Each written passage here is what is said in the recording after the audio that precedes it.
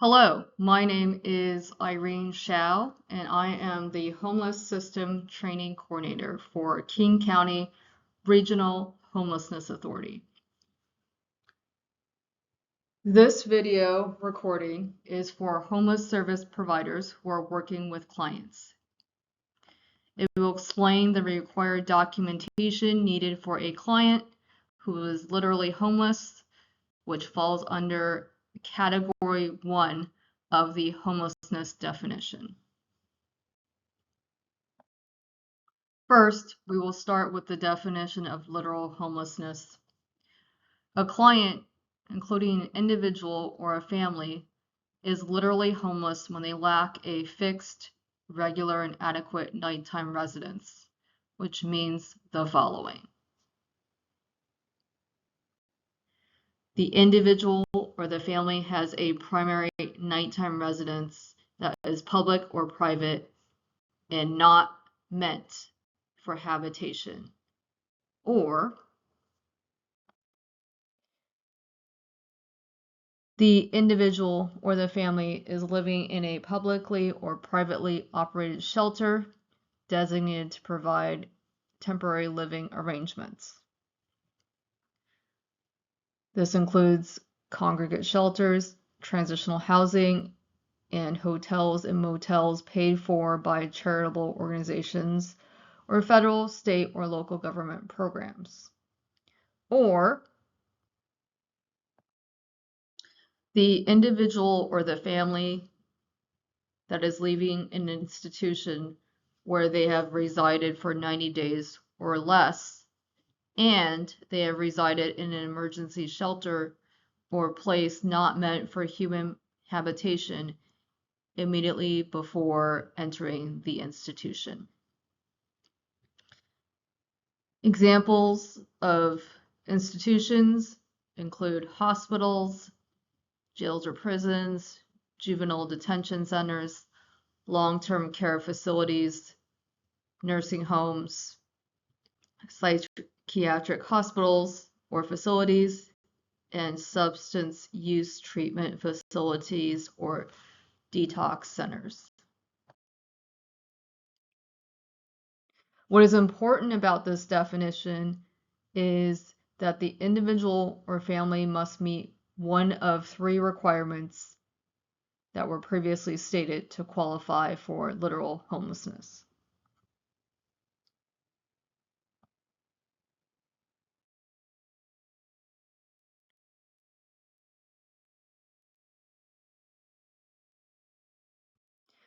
In terms of documentation for homelessness, this is the literal homelessness documentation order of priority, starting with number 1, third-party documentation.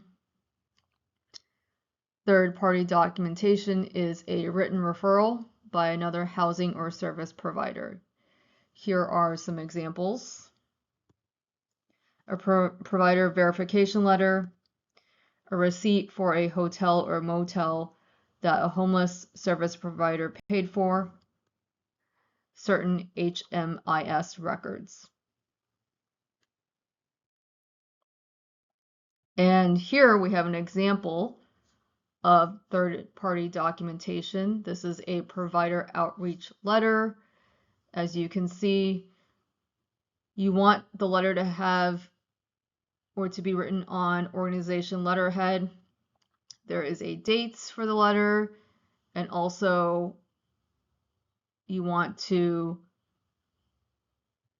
explain how long the client has been staying at a shelter with specific dates. Again, this is an example, and you want to sign the letter in general and state who you are. Keep in mind that the letter must attest to the client's homelessness status at the time of program enrollment.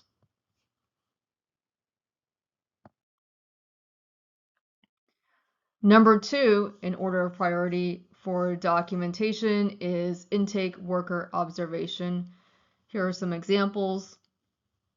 A written observation by outreach staff, and certain HMIS records. Here's an example of a written observation by outreach staff. I observed Jane and John Doe living in their car on March 18th, 2026 near the Green River in Kent, Washington. They have been living in their car for a month. And number 3 in the order of priority for documentation is self-certification.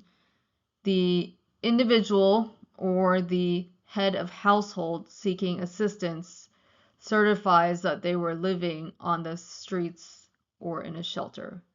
And an example of this would be shelter bed night records.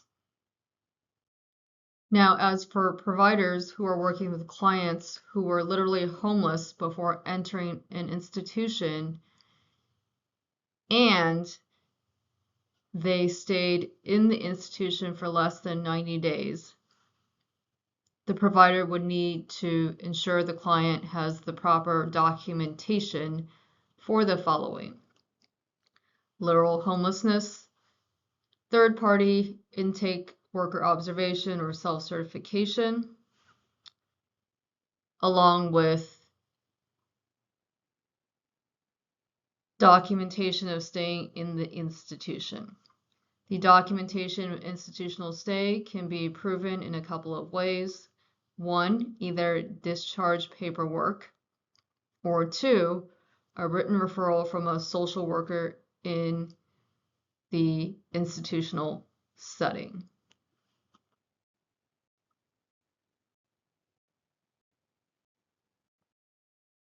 If a provider cannot access that information, then the caseworker would need to get their documentation attempts to obtain paperwork, and the caseworker would also have to be with the provider, and a self-certification document from the client saying that they left an institution where they resided for 90 days or less.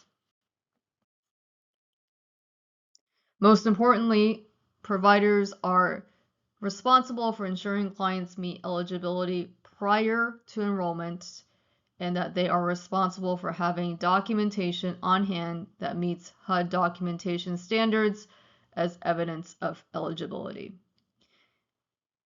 Now, for information, go to this link below on the slide. Here are some common mistakes providers make when they are working with documentation. Outdated letters. The letters are too old. The letters cannot provide confirmation of the client's status at program intake. In addition, letters are obtained or dated well after the client was enrolled in HMIS. Homelessness documentation must be obtained prior to enrollment to verify eligibility. Inappropriate parties. This is another common mistake. The letters are written by inappropriate parties who do not meet HUD requirements.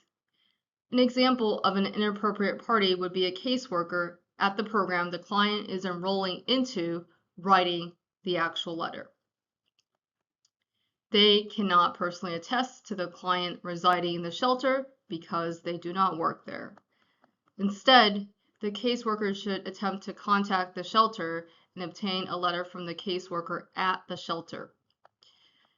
If the caseworker at the program cannot get that, they should document those attempts and have the client do self-certification. Wrong documentation priorities is another common problem. Failure to document third-party attempts before the move to self-certifications can be an issue. And lastly, wrong forms. The use of homelessness documentation forms that do not adhere to HUD homelessness definitions. And these are the sources used to produce this video recording. Thank you.